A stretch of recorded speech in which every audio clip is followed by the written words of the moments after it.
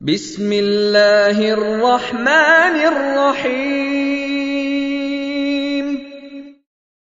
بسم الله والحمد لله والصلاة والسلام على رسول الله أما بعد. Assalamu alaikum wa rahmatullahi wa barakatuh, my dear brothers in Islam.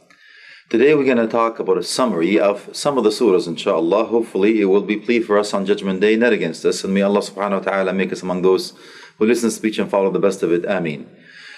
For the beginning, we'll talk about Surah Ar-Ra'd, the thunder. Allah subhanahu wa ta'ala called it that for the simple fact that this beautiful, magnificent creation of Allah subhanahu wa ta'ala took something that Allah subhanahu wa ta'ala created. In itself there is a mercy and punishment. Allah subhanahu wa ta'ala made the clouds, made in it the water, which is a source of life. And in it also is that thunder. It is a source of fear and also destruction. Subhanallah. And that's one of the reasons the scholar says that was the reason that was called that surah, that chapter, because of the Ra'd. Sabab al-Nuzul. Why? It is narrated that Anas radiallahu anhu said the Prophet Muhammad sallallahu alayhi wasallam has given a command to a man to go call one of the tyrants among the Arabs. And he told him, Ya Rasulullah, this man is a tyrant. He says, go id'u, bring him to me. He says, okay, it's a command, so he goes. So he goes to that tyrant among the Arabs. He says, Prophet Muhammad ﷺ is asking you for you to come to meet him. He says, "Akhbirni an Muhammad." Tell me about Muhammad ﷺ. Is he made of gold, silver? What is he made of? So he received the message loud and clear that he wasn't going to abide.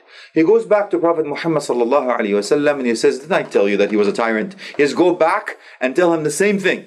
So he goes back in the obedience of Prophet Muhammad ﷺ, and we don't have enough time to go into the obedience and all that, but just the summary of the surah.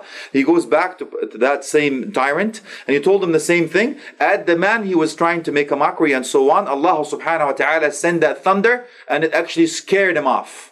And that's one of the reasons that the ayah, that the verses were actually revealed. In that beautiful surah, Allah subhanahu wa ta'ala, it is a Makki surah. Allah subhanahu wa ta'ala talked about four specific items. Al-Wahdaniyya, meaning the monotheism of Allah subhanahu wa ta'ala, believing in Allah subhanahu jalla fi'ula, and al-ba'th wal punishment, ba'th, resurrection, and jaza, and the reckoning. When Allah subhanahu wa ta'ala revealed these beautiful verses, even the mushrikeen denied it, even though the clear light of the proofs of Allah subhanahu jalla fi'ula existence, they still did not believe. Jahadu, they disbelieved in it. So Allah subhanahu wa ta'ala relayed after this the proofs of His creation, about the heavens and the earth, about the moon and the sun, about the water and the plantation and so on. And after this He gave two examples about the truth and falsehood. The simple fact that Allah subhanahu wa ta'ala told Prophet Muhammad sallallahu alayhi wasallam about this beautiful water that comes down in the valleys and the trenches, that it takes with them the good and the bad, meaning it actually benefits people by the blessing of Allah that He put life in the water. And in that same life cycle, the water carries only ghutha. On top of it, there's either bubbles in one interpretation that carries no weight. It has no significance. It has no power of anybody else. Or it actually carries anything that floats on top of the water, meaning some haze. That means it carries, again, no influence, no effect on people. And the other example Allah subhanahu wa ta'ala has given in that beautiful chapter of Ar-Ra'd, Surah Ar-Ra'd, is the metals, of how it is that Allah subhanahu wa ta'ala uses benefit in it. That from a solid metal, when it's put into when it's purified from the actual that you cannot use, for example, from the metal in itself, when it's it's purified and it's done under a high flame, you can take from it what's good that you can benefit from. You can use it into pots, because I'm fasting, I'm making food. You can use it in pots and so on. And the rest that you throw it out. You don't need it anymore. So as such, Allah subhanahu wa ta'ala has given us a message, and akhi, and ukhti, and that's what I'm going to close with. Which one are you? Are you the one that actually benefits people or harms people? Which one are you? Are you the water that source of life comes from? The life of giving da'wah, the life of giving people on the straight path? Or are you the one that goes against those who believe and disbelieve? Are you the one that carries weight, or are you the one that is carried that has no weight? Are you the one that actually come from the darkness to light, or are you the one that actually tried to put out the light? And even then, akhi and ukhti, we have to understand that the power of Allah subhanahu wa ta'ala and the light of Allah cannot be put out. So choose the right one. Be among those who ask people to the path of Allah, and be a beneficial person to yourself and the people around you. Now with Surah Ibrahim alayhi salam. It was called Surah Ibrahim alayhi salam takhlidan, meaning to eternally remember Prophet Ibrahim alayhi salam, Abul Anbiya, the father of all prophets and messengers. And it is recited till Judgment Day from the seventh heaven. Subhanallah. Ibrahim kana ummah. Allahu Akbar. He was an ummah on his own, meaning completed, fulfilled everything. Subhanallah. And the surah is Makkiyah. And if you notice, brothers and sisters, that the surah Makkiyah has a similar connotation of the Tawheed. Because for the first 13 years, Prophet Muhammad had one message. قُولُوا لَا إِلَهَ إِلَّا اللَّهِ تَفْلَحُوا. Say there's only one Lord, you may prosper. So again, the surah talked about the aqidah, our belief system. And again, the aqidah comes from uqd, the knot, which is the strongest part of iman. Believing in the 6 articles of faith, believing in Allah subhanahu wa jalla fi'ula, the prophets and messengers, the divine scriptures, the qada and qadar, the decree, divine decree, the judgment day, and all of these things, subhanallah. So it talked about the aqidah. And it also talked about prophets and messengers before Rasulullah sallallahu alaihi wasallam. And it gave him an example about Musa alayhi salam, talked about what happened to him and what people in his time and the difficulties, and gave examples of those who believed and examples of those who did not believe. So which one are you again, Nakhi? I'm going to be asking you these questions just to raise a red flag, to ask yourself, at least be honest about the answer.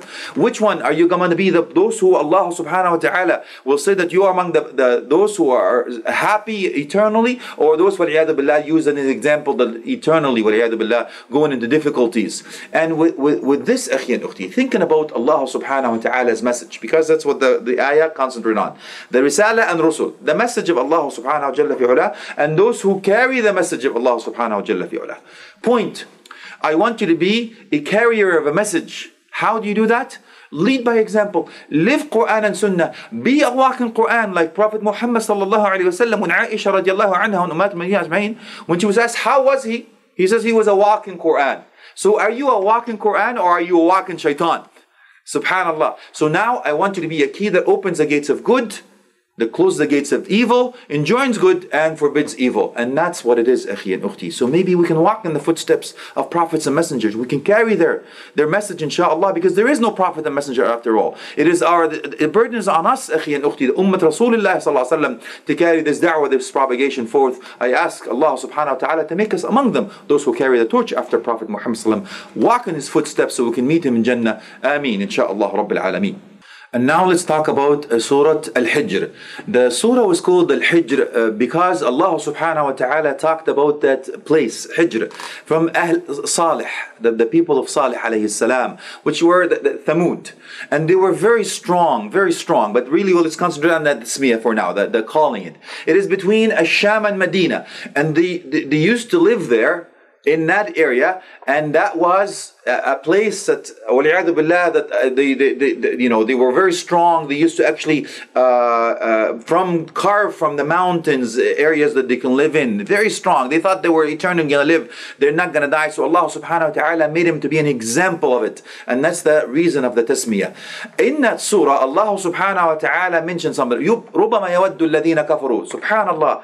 Maybe those who disbelieved, meaning in the tafsir, on that day in hellfire, billah, on judgment day, that maybe I wish that I was a Muslim. I wish that I only said La ilaha illallah. Why? Because they will come out of the hellfire one day. Otherwise, they're eternally there. So they said even those Muslims that they disobeyed, but they still had the Tawheed. Again, the surah is Makkiyah, and you'll see the trend that is about Tawheed, monotheism, oneness of Allah, believing in Allah, Aqeedah, all these things, the resurrection, reward and punishment, all of that was there.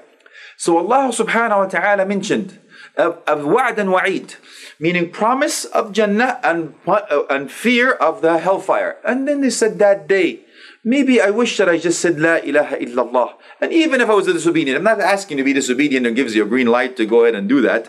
I'm just saying, even then on that day, you wish you'd at least said La ilaha illallah so you'd come out of the hellfire one day, ya akhi. One day, ukhti. So live and die by La ilaha illallah Muhammadur Rasulullah. And nothing is more than that. Nothing is more important. Nothing is heavier on the scale than the Shahada. So on Judgment Day, when you hear a caller say, what would you give to stay away from the hellfire? What would you give to go to heaven? He says, I would give anything. رُبَّمَا يَوَدُّ الَّذِينَ الْمُجْرِمُ يَوَئِذٍ يَفْتَدِي. That criminal who would wish to do what? Sacrifice everything in their whole life. Their money they worked so hard for. Their family, their tribe, anything, their business. They would give it up just to stay away from the hellfire and to go to heaven. On Judgment Day, he said, I asked of you less than that. To say, أَن تَقُولُوا لَا إِلَهَ إِلَّا اللَّهِ. All we asked of you is to believe there's only one God. فَأَبَيْتُمْ. Rasulullah says, everyone is in Jannah, those who accept, those who refuse. Everybody's in going to heaven except those who refuse. Who refuses, Ya Rasulullah? Who? He says, oh, everyone that obeyed me will go to Jannah. Those who refuse, those who disobey me, refuse to go to Jannah. How could you, akhi and ukhti? How could you refuse an invitation to Jannah? Then Allah subhanahu wa ta'ala give you example of those who are going to hellfire and what's the punishment, وَلِيَادَ بِاللَّهِ, and those who will go to heaven and what's the reward. And all the prophets and messengers come from the same source. And it goes to Surah Shaykh Nuh alayhi salam, how it started, and Nasir of the prophets and messengers, to give Prophet Muhammad strength that the difficulties he's going through, the prophets and messengers before you had gone through. So just in case, we're finishing off in this surah, in the difficulties you go through in this da'wah, akhi and ukhti, remember prophets and messengers, and hold on. Don't say, I can't take the heat out of the kitchen. Stay in the kitchen, man. Again, I'm going back to food. This must be like a hunger theme here when fasting. Allah subhanahu wa ta'ala make us among those who carry it. Inshallah, remember again, the prophets and messengers come from the same source. Follow their footsteps again. And ask Allah subhanahu wa ta'ala to make us from those humal, those who carry the torch, inshallah. And now a summary about Surah Al-Nahl, the bee. Allah subhanahu wa ta'ala, that surah was called Al-Nahl because Allah subhanahu wa ta'ala wanted to give us a glimpse of the magnificent creation of Allah. The bee in itself, that how it goes around the world, takes from the flowers and it gives you something that is gives you shifa, subhanallah. And if you've seen the Discovery channels or all the documentaries about the creation of the bees, amazing in itself, subhanallah. And that is a reason that it was asbab al-nuzul. The reason of revelation, Ibn Abbas radiallahu anhuma says that when Prophet Muhammad received اقتربت الساعة, the time is come or is near.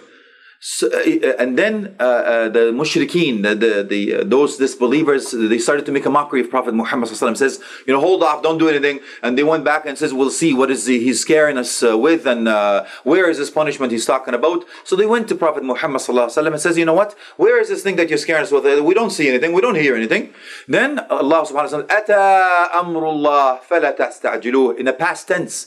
The scholars will tell you Allah subhanahu wa ta'ala spoke in the past tense because the time can come anytime. Ata, past, it came already, that it will come. Ata amrullah fala tasta'jiluh, fa ta'qib, meaning right away. And in negation, do not be in haste, don't ask for it because you don't know what you're asking for. You can't handle it. Then Allah subhanahu wa ta'ala in the surah, now He's given him what?